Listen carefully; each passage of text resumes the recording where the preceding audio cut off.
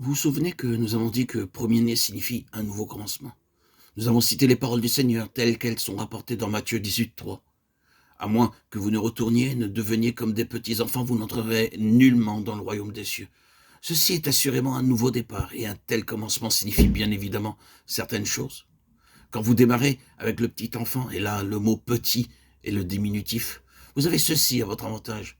Vous avez une voix qui est dégagée. Cela signifie qu'il n'y a pas d'histoire à défaire, rien à abandonner, rien sur quoi revenir, mais que vous avez dès le début un chemin vierge et tout vous attend. Il en est ainsi quand vous retournez et devenez un petit enfant. Il est intéressant et utile de se souvenir de la signification simple du mot se repentir. Dans la version anglaise révisée, il est traduit par retourner. Cela signifie tout simplement que vous retournez en arrière et repartez à zéro. Vous faites marche arrière sur le chemin que vous aviez pris. Prenez un nouveau départ et ainsi vous devenez comme un petit enfant.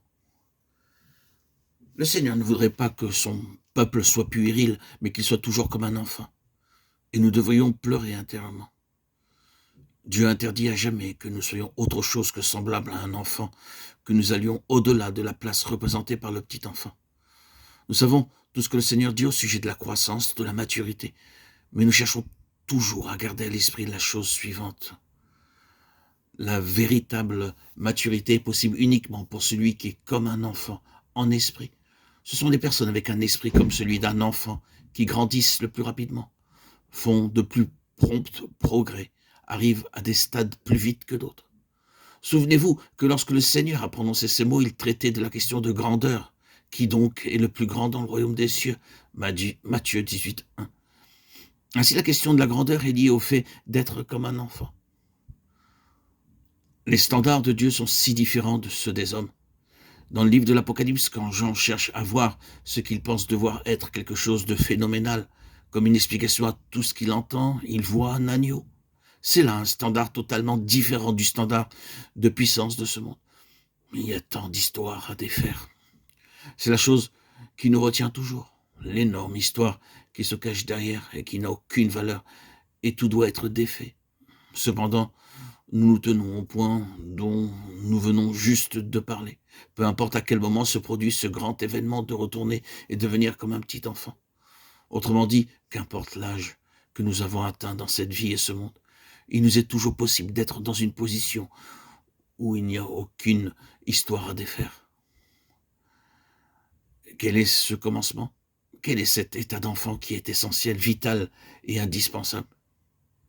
Il s'agit simplement de notre propre connaissance reçue sans intermédiaire et personnelle du Seigneur. Absolument rien d'autre ne compte pour le Seigneur, et nous pouvons assez justement mettre tout le reste de côté.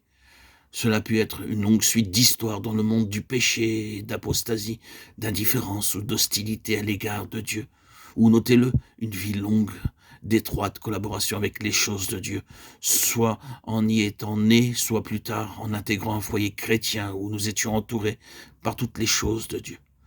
Beaucoup d'enseignements de vérité, beaucoup de choses en lien avec le Seigneur. Nous étions au milieu de tout cela, et d'une certaine manière, nous en faisions partie.